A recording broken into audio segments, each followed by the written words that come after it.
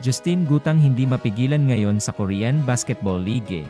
Mamawang galawan, depensa ng Team Nirhens, abando na anyang Red Booster, kinain lang ni Justin Gutang. Pero bago natin umpisahan, ay suportahan mo naman ang aking channel.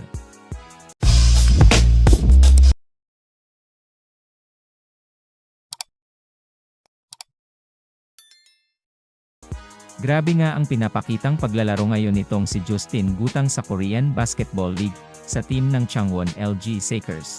Hindi nga mapigilan ang opensa nito pag naglalaro ito, napakataas din nitong tumalon gaya ni Nirhens Abando, kayang-kaya nga daw makipagsabayan nitong si kabayan Justin Gutang sa iba't ibang team ngayon sa Korean Basketball League.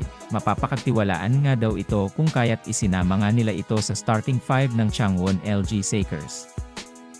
Napansin nga din ng head coach nila ang malaking improvements nitong si kabayan Justin Gutang sa kanyang paglalaro. Napakaganda nga daw ng coordination nito sa kanyang mga teammates, at talagang maasahan sa rebound, maging itong team Nirhens, abando na anyang Red Booster, ay nahihirapan sa pagdepensa dito kay kabayan Justin Gutang.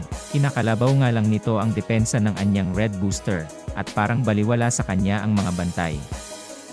Marami ngang nagsasabi na iba daw talaga pag Pinoy ang naglalaro sa South Korea.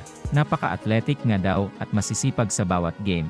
Kaya dagsa nga ang mga Pinoy ngayon sa Korean Basketball League. Talaga ngang grabeng ingay ang ginawa nitong si kabayan Justin Gutang ngayon sa Korean Basketball League, sa team ng Changwon LG Sakers. Grabe nga ang pinapakita niyang paglalaro dito kaya ang daming humahanga sa kanya.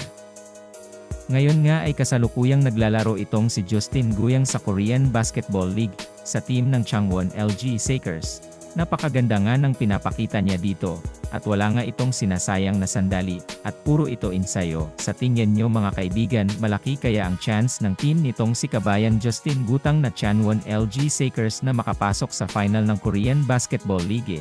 Paki-comment naman ang inyong opinyon. Sana nga ay magtagumpay itong si kabayan kay Soto na masungkit ang kanyang matagal na niyang pangarap na maging isang NBA player. Patuloy nga nating siyang suportahan sa kanyang mga paparating na laban. Sana nga din ay magtagumpay ang mga Pinoy sa kanilang mga larangan, at maiwas sa mga injury, at makamit din sana nila ang gintong medalya. Proud na proud kami sa inyo. Patuloy nga nating suportahan ang mga kababayan nating naglalaro ngayon sa iba't ibang dako ng bansa. Maraming salamat sa panonood ng aking video. Kung nagustuhan mo ang aking video, ay huwag kakalimutang like and subscribe.